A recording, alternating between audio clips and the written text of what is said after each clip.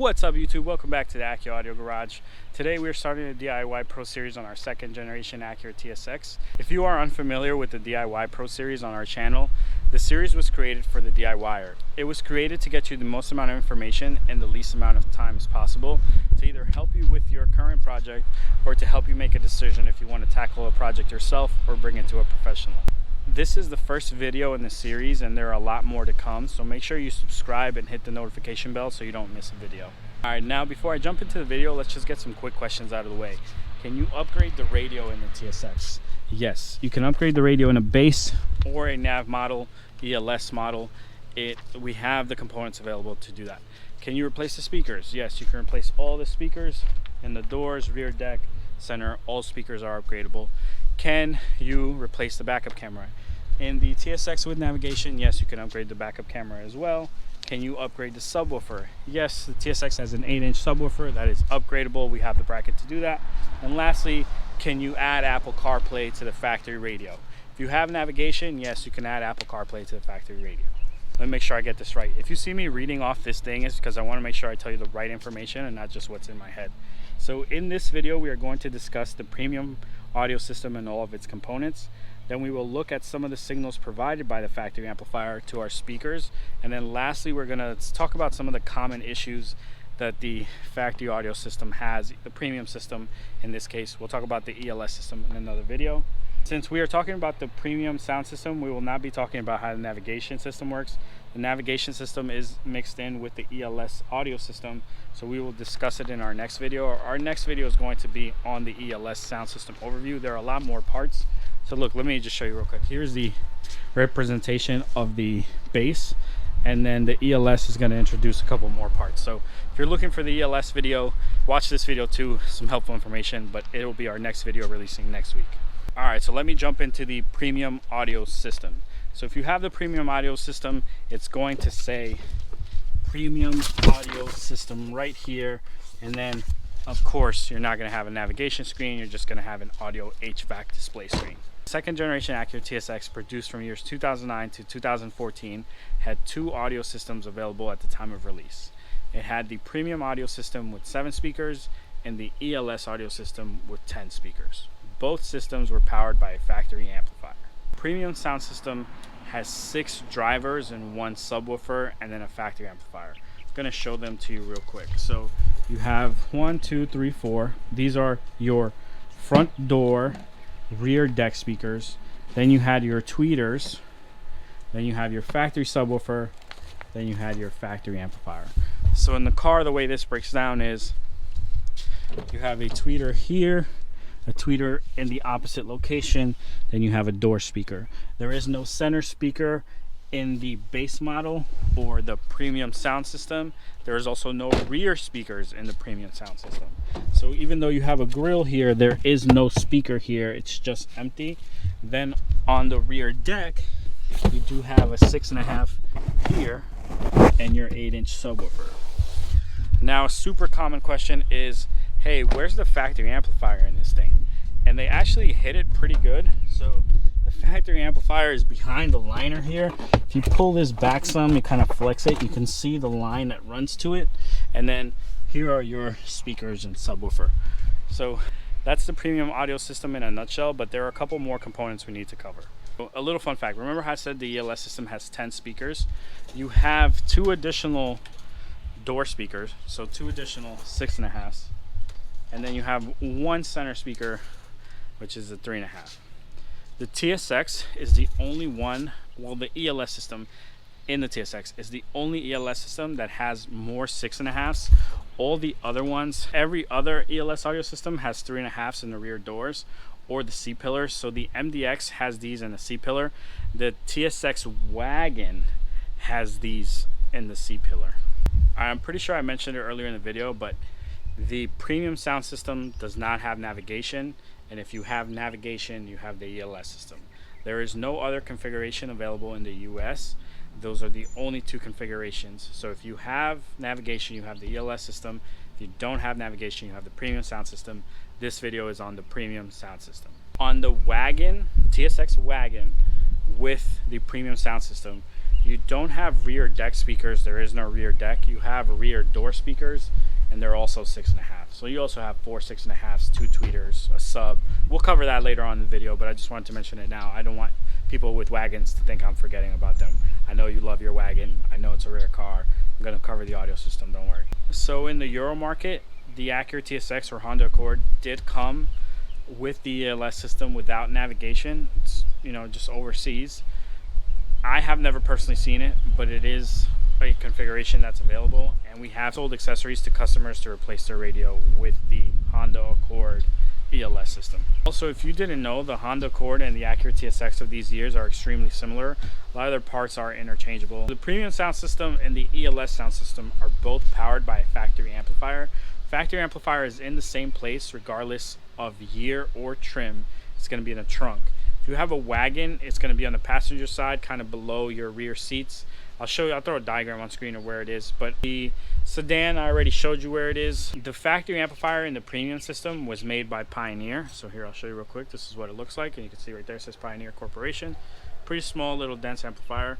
The ELS system, the amplifier was made by Panasonic.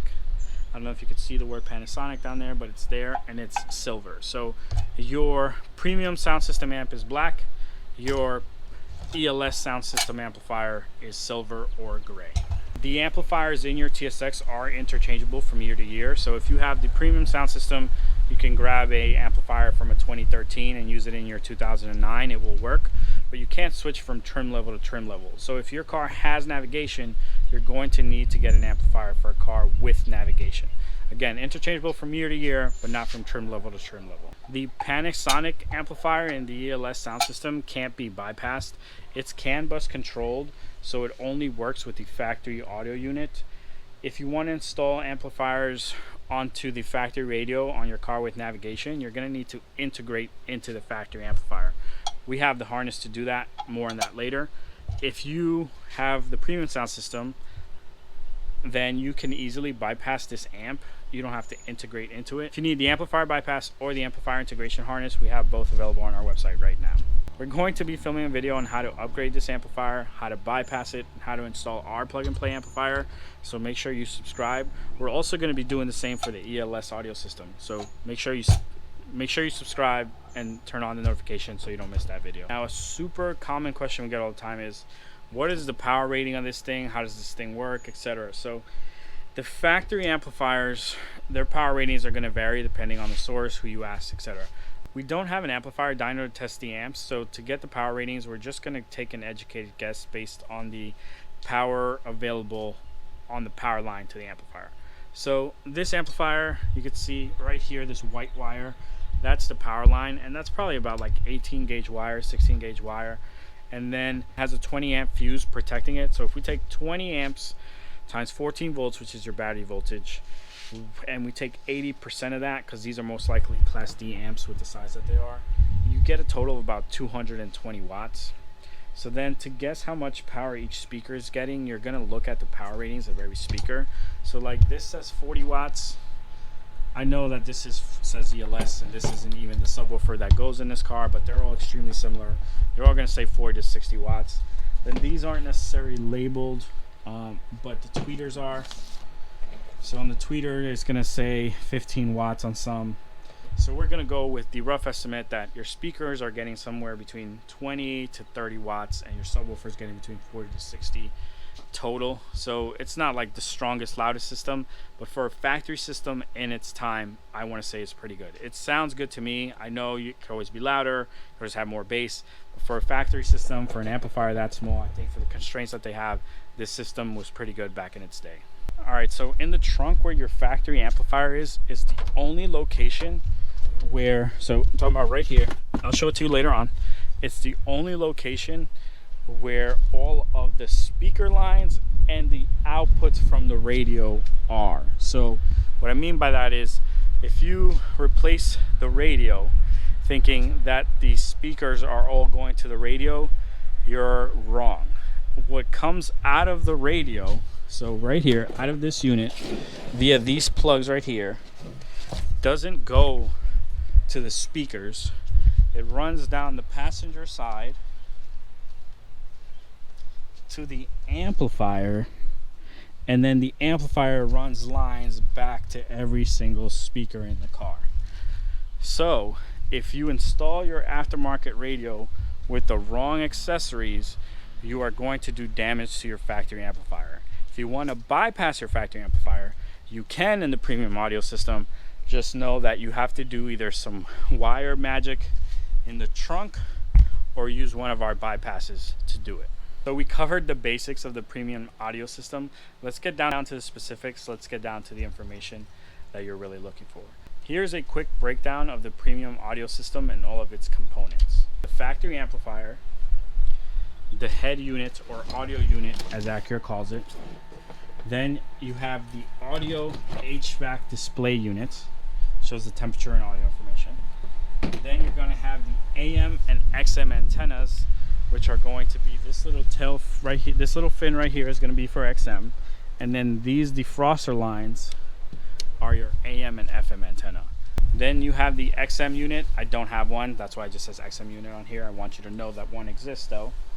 Then you have the aux input port and the USB controller. So those are in your center console right here. Then you have the steering wheel control switch, which is just this little representation right here. It says SWC, but in the car, I'm talking about these buttons right here. Then you have your 4 6.5-inch speakers for the front doors, rear deck, or if you have the wagon, front doors, rear doors. Then you have the 1/2-inch tweeters. There's 2 of them. And then you have your 8-inch subwoofer. Okay, let's stop real quick and talk about the TSX wagon again. This is a rare car, and the people who have it do love it. The Acura TSX wagon also came with the same sound system option. So you had the premium sound system and the ELS system.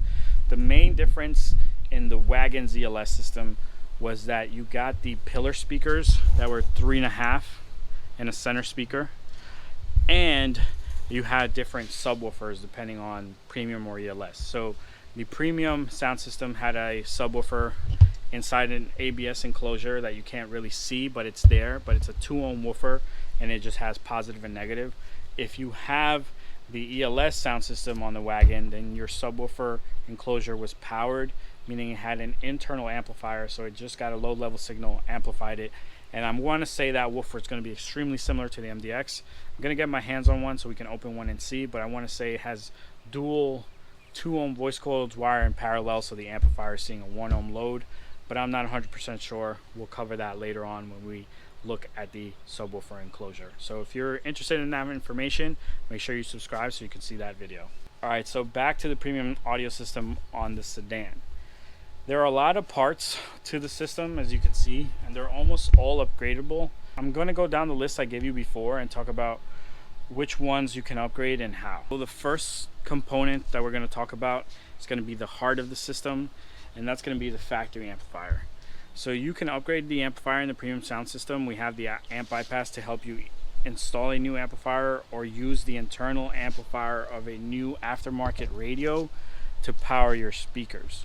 So this is a super common question that we get for Acuras, and a lot of Acuras it's not possible because of the lower impedance speakers. So like in the ELS sound system, 2-ohm speakers, these are all door speakers and they're 2 ohms in the ELS. In the premium sound system, they're 4-ohm speakers. So if you wanted to install an aftermarket radio, you could bypass this amplifier and use the aftermarket radio's internal amplifier. They're usually like peak 40/4, but in reality they're like 15 or 20 watts RMS by 4. But you could use that internal amplifier to power all your door speakers directly without a problem. We have the harnesses to let you do that on our website, so check that out. If you do it that way though, you are going to lose the factory subwoofer. So if the factory subwoofer is important to you, you want to install an aftermarket radio, you want to use our harness or a harness similar to ours so that you can use the factory amplifier to power all the speakers. So we'll go aftermarket radio, factory amplifier, power all the speakers. If you want to bypass this amplifier on the factory radio, it's not possible. You can bypass the amplifier or install a new amplifier in its place, but if you are going to bypass or install a new amplifier, you're going to need to know some kind of quirks about the factory amplifier in the TSX. So in the TSX, unlike your ELS system, the premium sound system has a separate line for your tweeter and your door speaker. So your tweeter has a direct line from here down that way all the way to the trunk, and then your door speaker has a direct line from here all the way to your trunk. Normally these two are together and they get split up here. In your TSX they are separate lines, so you want to make sure that you keep that in mind when you go to replace your speakers or when you go to bypass or upgrade the amplifier. The other thing is that your tweeters don't have any protection on them. So here is a tweeter from a TSX. You can see no capacitor. When they are in line with the speaker, they do have a little capacitor to protect them. So just keep that in mind. If you're going to bypass the amplifier, you need to figure out what you're going to do about your tweeter and how you're going to hook everything up. So we talked about the amplifier. In these overview videos, I like to give you a view of what the signal looks like. So we're going to look at the signal at the tweeter, at the rear deck speaker, and at the subwoofer. We're just going to play a little pink noise and see what kind of EQ curve the speakers have, also where they're crossover, if they have any crossovers. And then I'm just going to show the graphs on the screen so you get an idea if you're going to replace your tweeters, your speakers, what kind of speakers you should be looking for. So all right guys, it's going to be a little dim, but here's the signal. And that's really what I expected. I expected a crossover right around 3000 hertz, kind of where it's at with a slope down. You can see it's not playing any bass. So the tweeter is protected by the amplifier. I have confirmed that. You want to make sure that if you bypass factory amplifier, you protect your tweeters. Now let's look at the rear deck and the subwoofer signal real quick. Here's a signal to the rear left deck speaker. Rear deck speakers, rear door speaker is going to be the same signal. So you can see it has some fluctuations, but it is completely full range. We do drop off around like 60 or 50 hertz. You can see that the low end we don't have a lot of. So you could use that as a signal for your subwoofer. I don't recommend it. I recommend this if you're going to do like a Truchero or loudspeakers, then you can grab the signal from the rear speakers. Now we're going to look at the subwoofer signal real quick. Here's our subwoofer signal. This is exactly what you want for your sub. We do have some peaks that you might want to balance out if you want a true flat signal. You're going to use a DSP or something with some bass correcting. But as you can see, it's perfectly fine for your subwoofer. It's crossed around 200 hertz and so, and it plays nice and into the lows. Yeah, it's not going to hit 22 hertz, but if you're trying to build a system like that, you're going to go aftermarket radio and get rid of this amplifier altogether. So we covered the audio signal. The last thing I want to do is just show you where the amplifier is. So you have to pull this liner apart some, really all out of the way to get to it. And once you get the liner out of the way, you can see these connections right here. That's where the factory amplifier is. So these two bolts, you slide it up that way and you can get it out. It's tucked on the back side of it, so it's a little tough, but you can get it out, and there are the connectors right there. So we talked about the amplifier. Let's talk about the audio unit. On your TSX with the premium sound system, it's going to say premium audio system right there, and then the back is going to look like this. It's an all-in-one unit compared to the ELS system where this is just a faceplate. This actually has the radio embedded on the back, and you have your 5 connectors. This is a new connector to a lot of people who have never seen it before. So right here you have the Acura power connector or primary connection, and the way it works is it has this little tab here. Hold on, let me try to get you centered.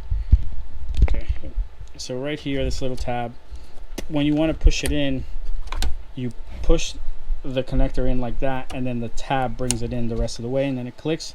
And when you want to take it out, you push this little white tab here down, and then you pull back, and that's what frees it from the car. So that's a new thing Honda introduced, or Acura introduced in this series, and they carried it forward. So you'll find this in back of radios, amplifiers, etc. But then you have your other connections. So like I mentioned before, power, primary speakers, aux, and USB goes through here. Then you have your subwoofer and mute, you have XM, then you have your antenna. So those are the 5 connections in the back of the radio. When you go to replace the radio in your premium sound system, you're usually only going to keep this, and this. Those are the 3 connectors out of the 5 that you'll connect to with your aftermarket harnesses. There are some Android radios that will hook up here because they'll use aux, so you might use this connector, but your traditional aftermarket doubled in or our harness from us is only going to hook up to these 3. 1, 2, 3. A question we often get is, can I swap from a non-navigation to a navigation unit? And the short answer is no. The complicated answer is okay if you can figure it out, but short answer is no. The connectors are different. Your ELS audio system and your navigation system are going to have a lot more connectors. So here you can see this is from a TL, but the amount of connections are like double, and it's the same for your TSX. In the 2009-2010, the navigation system is separate, but in 11, 12, 13, it is embedded into the radio. Either way, you can't swap from non-navigation to navigation, and if you want to swap from navigation to non-navigation, it is possible with some quirks, but we'll cover that in another video. If your factory audio unit is bad and you swap in another one, you're going to need the radio code. To get the radio code, I actually had to go through with this car, so I'm going to play the B-roll from this car, but ultimately you're going to hold 1 and 6, and then you're going to press power. So hold 1 and 6 first, then press power. The serial number is going to come on the audio HVAC display screen. You're going to take the serial number and your VIN number, and you're going to put them into the website that I have shown here, and then that'll spit you back out your radio code. So you're going to press 1 and 6. First you got to turn it off. Press 1 and 6. You're going to hold those. Keep holding, then press the power button, and then your serial number will come up on that screen. That's the number that you're going to need to input into the website along with your VIN to get your radio code. Another thing is, if you put in the wrong code more than 10 times, it's going to lock itself. You're going to need to pull the fuse, put the fuse back, then you get another 10 times. If you put your code in wrong 20 times, you're going to brick the unit. It's no longer going to work, even if you do put in the right code at the 21st time. So everything else on the audio unit is pretty self-explanatory on the face. So you do have a CD player that only holds 1 CD. This doesn't have a CD changer. You have AM, FM, XM, aux. You do also have Bluetooth, and you have your USB port, and then your little control. There's really not much here. It does also control the compass. So like on your audio HVAC display screen, you get your audio information, the compass information, and the time. Once you replace this unit, you're not going to be able to see the time or the audio information. You're only going to see the climate information. Next on the list is the audio HVAC display screen, and this also has your passenger airbag indicator. So it's a separate connector, but it's part of this housing. This is responsible for showing you the climate information, the audio, the factory audio system information, and the compass and the time. So when you replace your factory radio for an aftermarket radio, you're only going to keep the climate information up here. So the temperature and how fast the blower is blowing will show up here, but any audio information, compass, or time will no longer show up. Also, if you're going from navigation to non-navigation because you're going aftermarket radio, you're going to need to pick up one of these.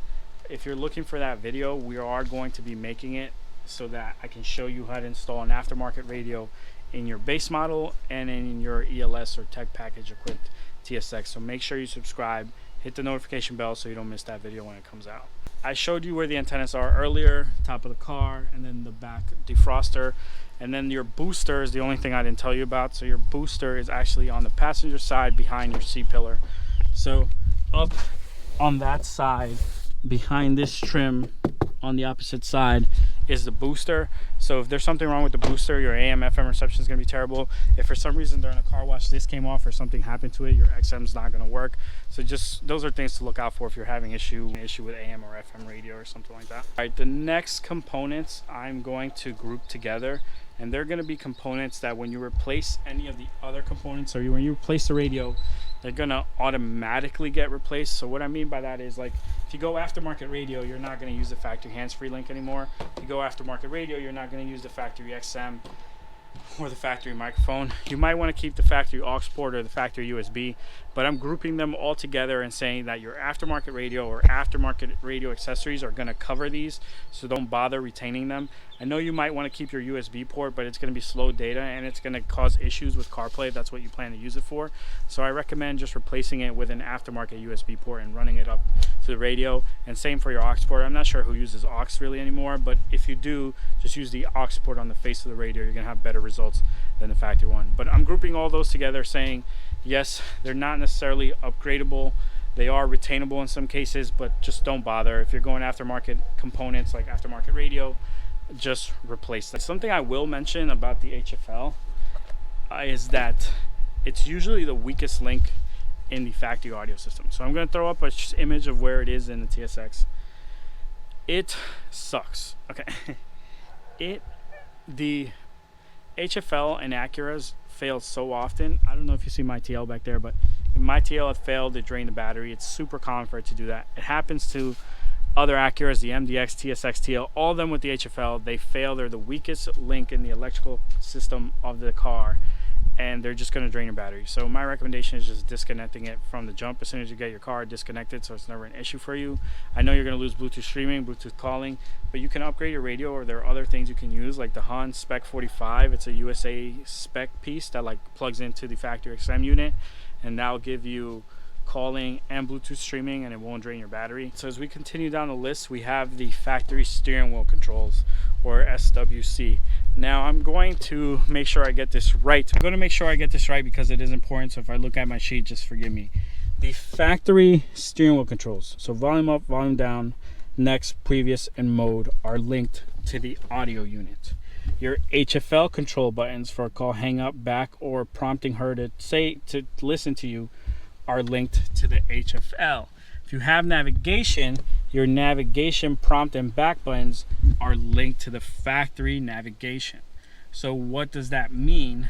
That means that when you replace the factory radio, so when this thing gets out of here, you put an aftermarket one here, you can only keep your volume up, volume down, next, previous, and mode buttons. If you want to keep other buttons, it is possible. I always tell people it's not, because unless you want to do some custom wiring, you can't get them to work. So if you do want to keep them, it's possible. You're going to have to take this steering wheel cover off, get to a pink and orange, a brown and orange connector, solder a resistor between them, and then manually program your steering wheel controls. So if you want to plug and play installation when you're doing aftermarket radio, or you're going to use our parts, or you just want to simplify your install, you're only going to keep these.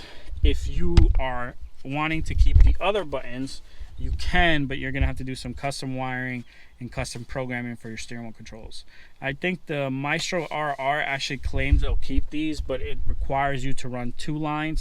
So that's a possibility also. We use the AXWC from Access, so that's the resistor trick. The RR is going to want you to hook up a wire back here and then run another wire up to the HFL microphone where the connector is, and that will let you keep both set of buttons. I think it also has instructions for the navigation. It's up to you. I don't like the RR because it requires a computer to set everything up. The AXWC, you just plug it in, and if you need to manually program it, you can do it. So if you want to keep your steering wheel controls, you're going to install an aftermarket radio, make sure you subscribe. We're going to cover that in detail in another video. Now, if your steering wheel controls don't work, or some buttons don't work on the factory system, you want to fix them. They're just resistive circuits. So when I press this button, or I press this button, a certain resistance is shown on the circuit that's between the radio or the HFL, etc. If the resistance is wrong, it's not going to activate the circuit. If there is no resistance, then probably your buttons are bad, or if the resistance value is wrong, probably your buttons are bad, so just swap your buttons. That's usually what it is. If there's a short, there is no resistance, you're going to have to find that short wherever it's cut, or if it's shorting to ground, etc.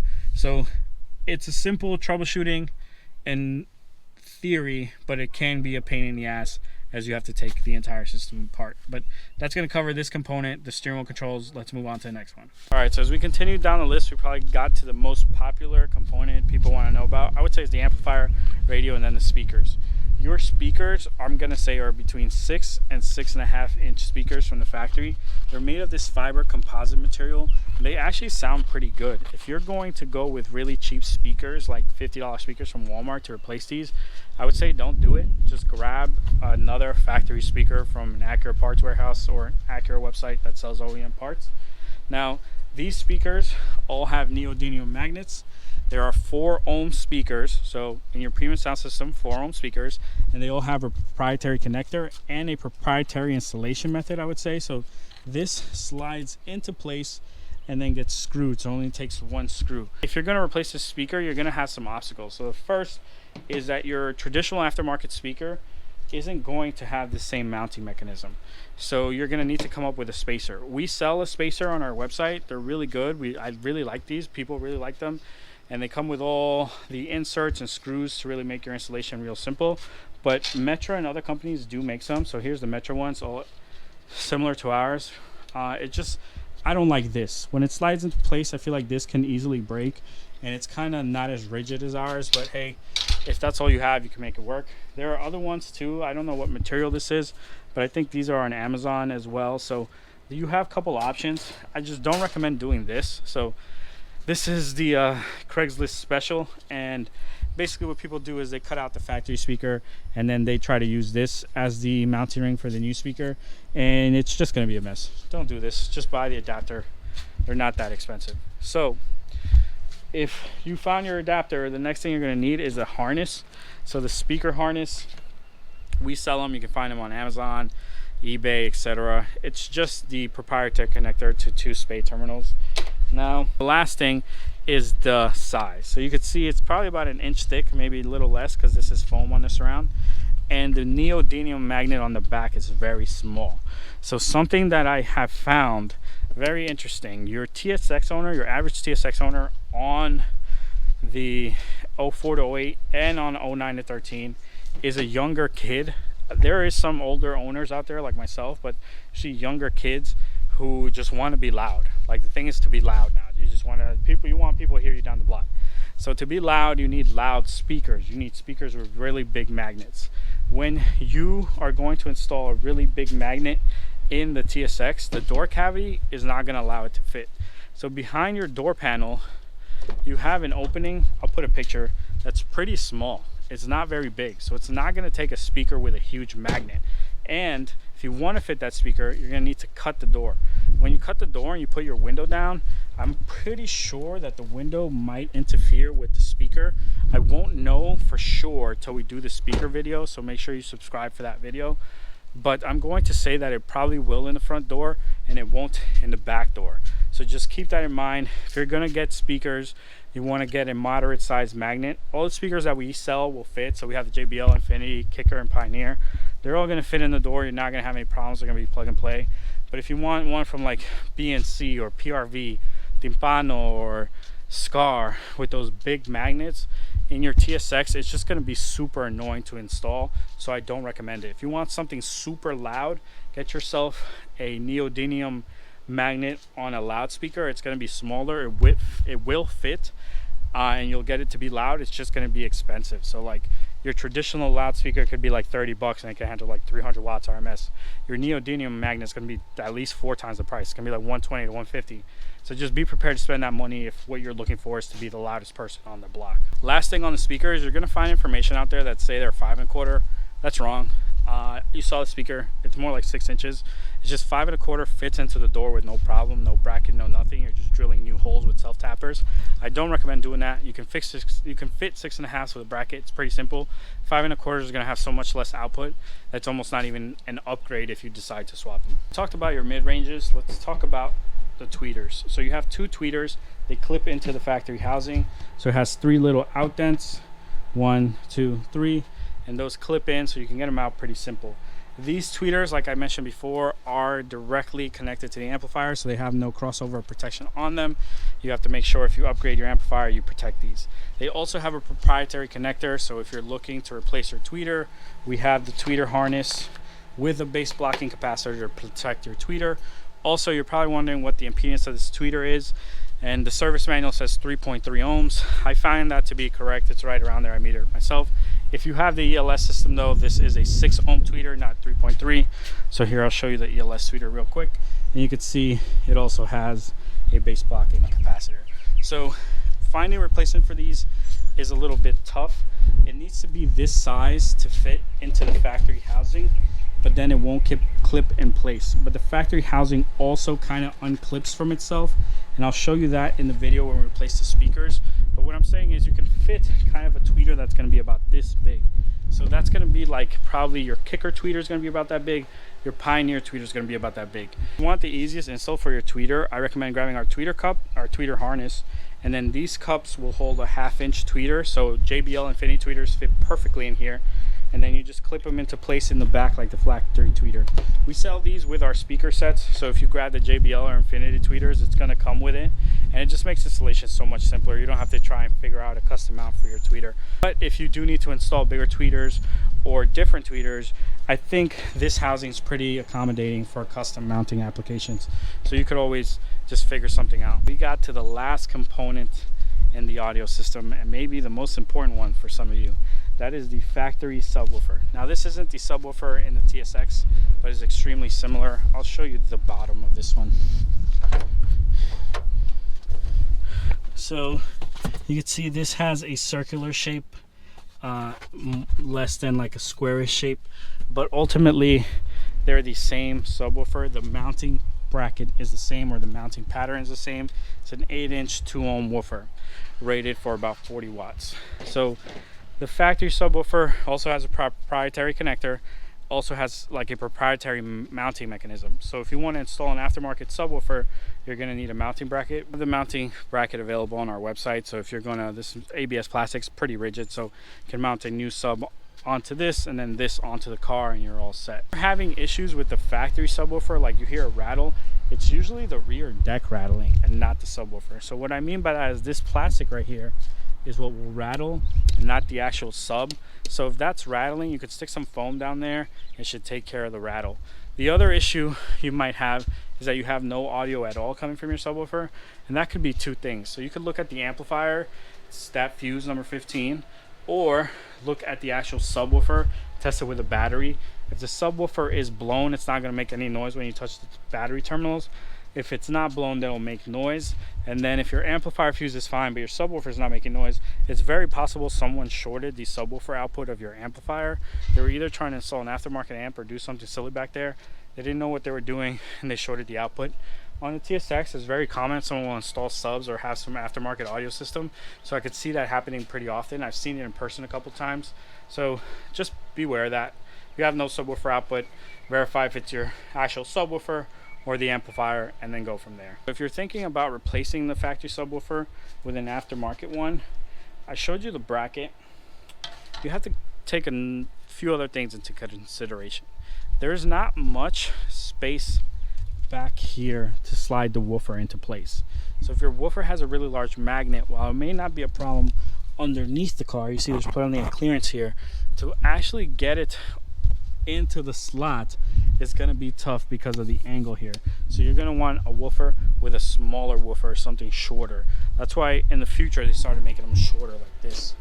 The other thing is you don't want a speaker or a subwoofer with a large surround. So you can see this surround is almost in line with this.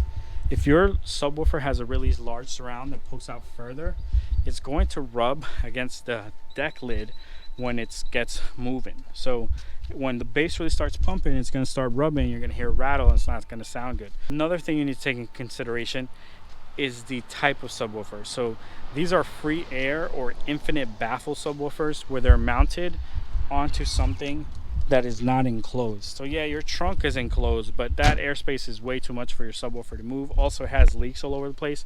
But what I'm saying is your subwoofer is not in a box. So when you do an aftermarket sub back there, it needs to be a subwoofer that can handle that environment.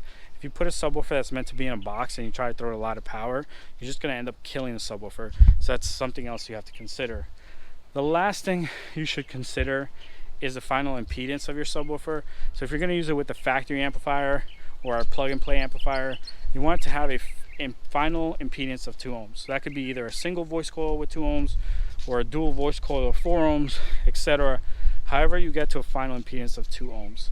If you go above, you're going to get less bass output. If you go below, if you go to 1 ohm, you're going to short the output on the factory amplifier and put our plug-and-play amplifier in to protect. Depending on which amp it is, the Artisan amp can handle 1 ohm load. But anyways, that's what you have to consider when upgrading the sub. What we have found is that the Kicker plug-and-play subwoofer that we have really fits all that criteria, and it's easy to install. Fully plug-and-play, free air subwoofer, 2 ohms. The surround doesn't go too far up, so it doesn't rub against the back. So it's just a solid choice. Have it on our website if you're looking for it. Before you click off this video and go look or buy that subwoofer, I want to talk to you real quick. If you're thinking about upgrading the subwoofer and keeping the factory amplifier, I want you to have realistic expectations. And what I mean by this is a new subwoofer isn't going to completely change the bass profile of your car. The factory amplifier and the factory subwoofer were engineered to work together to have the optimal bass output for your car. So it's going to be very rare that an aftermarket subwoofer is going to sound better on the factory amplifier than your factory subwoofer. It's possible. The Kicker subwoofer sounds better in certain songs, but most of the time I want to say the factory amplifier is going to outperform any aftermarket sub. It's really when you add more power that the aftermarket subwoofer starts to shine. So if you are going into buying a subwoofer either from us, online, etc., to upgrade your factory subwoofer, have the realistic expectation that, hey, it may sound the same, it might sound slightly better, but it's not going to be world changing. If your subwoofer is blown, then yeah, it'll be world changing. But if your factory subwoofer is working like normal, then it's going to be a subtle upgrade. It's really preparing you to do another upgrade for the amplifier. And with that, I want to talk about the plug and play amplifier that we're introducing later on in May, and that's the kicker key amplifier.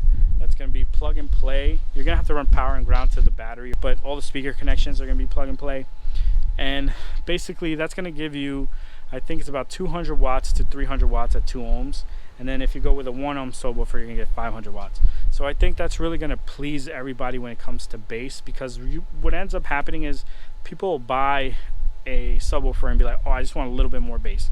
Then they'll get the 5-channel plug and play amplifier and they're like, I just want a little bit more. It's like the amplifier is right there, but on certain songs I just wish I had a little more. So the kicker key is going to take care of that. When you wish you have a little more, it's going to have more. You're just going to need to change the subwoofer to 1 ohm subwoofer or put it in a box. And it's very versatile in that, where you can run it on the subwoofer on the rear deck, just sound that in the rear deck, or you could run it on a subwoofer in a box down facing, a big 12, big 15, whatever you want to do. It's going to have enough power to move all those things depending on your configuration. Also, we have launched a 6-channel high power amplifier perfect for this car, and we are going to show that on video, so you can consider that too. That can run in a 5-channel or 6-channel configuration, and it's going to put out plenty of power for the subwoofer and all the speakers. It's going to do 125 by 6 at 2 ohms, and you can bridge some of those for the sub. So make sure you subscribe. There's a lot of content for your TSX coming, and you're going to want to see it to make a decision on which way you want to go. But for the people buying subwoofers or planning to upgrade their factory sub for a little bit more bass, I just wanted to tell you that, because you need to have realistic expectations and really do the subwoofer and the plug and play amp to really see a noticeable change. So that covers all the components in the factory audio system for your TSX. If you have the ELS system, you do have a couple more components. You have additional speakers, you have the navigation system and all that it entails, the factory backup camera, the navigation display. So if you're looking for that information, make sure you subscribe. Next video is going to cover all of that. Now I want to talk about some common issues you're going to have in your TSX. So as you saw, the no audio thing, we took care of that in this video. I'm going to roll that footage, just changing that fuse and then rolling down and figuring out the rest of the power circuit and what would be your issue. In my script, I have planned to talk about the audio system issues in the premium sound system, and one of them is no sound. And now we get to deal with it ourselves. So this car, I put in the code no sound, so we got to check the fuse box that's here. As you can see, it says fuses, and then here it's going to say amp. Premium amp is a 20 amp fuse, number 15. That's what we got to check. And that was it. Now we have sound. If that fuse was fine, you got to check the 40 amp fuse under the hood on the fuse link. So it's like this long link of fuses. It's fuse link number 2. It's a 40 amp fuse that then powers this fuse. So usually this will burn before that one, but if this doesn't fix it, you want to check both. If that doesn't fix it, then you really got to start troubleshooting, and for that you're gonna need a multimeter, just a regular speaker, and a tone generator to figure out what is the issue. We're not going to cover troubleshooting in this video, so make sure you subscribe, because when we do replace the amplifier, we're going to cover how to troubleshoot if it's the radio or the amplifier. The other thing that is common with this car is the HFL, remember, weakest link. Since it does Bluetooth streaming now, but it is old, it has a huge delay with some phones. So like you'll be playing a video on your phone and listening to the audio, and they'll be completely out of sync. Or you might be listening to something, and the time that it says, you know the song, you're like, okay, a minute the bass is gonna hit, and then you're like, wait, this says a minute, but like the bass didn't hit, because the audio and the timer are delayed. So that's a pretty big thing, the audio delayed, and sometimes it just starts disconnecting. So usually that's what prompts the audio upgrade on the TL, is you're playing your phone, or I don't know how much it happens in TSX, let me down in the comments, let me know, but like you're playing your phone, you're listening to music, you're going on a 30-minute drive, 10 minutes in, it just completely disconnects your phone. And it's a pain in the ass to reconnect, so you're like, okay, let me reconnect. After 2 minutes of reconnecting, you listen to music for 5-10 minutes, kicks your phone off again. And that gets super annoying, so then you eventually just go aftermarket radio. If you're looking for aftermarket radio options, I'm going to talk about all of them at the end of this video, so stay tuned to the end. Let's talk about the aftermarket radio options you have, right? So on the base model, you have all the options in the world. You have a traditional double din that's going to go right here. It'll give you a double din slot, and you can put either a flush double din, a floating screen double din. You can just put a traditional aftermarket radio. That's going to be the most supported way, and that's going to be the way I recommend. But I know people have so many different things they want, so I'm going to talk about the other ones. So now then you have the Android screen that comes with everything. It's supposed to be plug and play, but on the TSX they usually don't wire the amplifier output correctly and the steering wheel controls correctly, so you may have issues with that. We did a video on that, so go watch that video. The other thing is there's like this weird Tesla screen now that like comes up like this, so it covers this but it still mounts here and it comes up. That radio is kind of I don't recommend it, but hey, if it floats your boat, it floats your boat. Then you have two other options. You have the radio that replaces this, and it's like a 9-inch Android radio. Pretty like it. I think it works with the factory audio system, or you can use it directly as a radio. Haven't tried it yet, so I don't know for sure. Then the last one I've seen is you have a radio that sits like right here. It's like wide screen, a 10-inch, and again, haven't personally seen it. I know they're all Android based, so they're all gonna have their quirks and stuff. I'm not sure how they keep your climate information or your factory audio system or what kind of audio they provide. We might do some reviews on some of them, so if you're interested in seeing that, make sure you subscribe. If you have a specific one you want to see, leave it down in the comments and I'll try my best to get my hands on it. If you're in the Central Florida region and you have an Acura TSX with navigation, I'd like to talk to you about some possible upgrades and maybe including your car in a video or two. So reach out to us via email or leave it down in the comments if you're interested. But yeah, appreciate you watching. See you next time.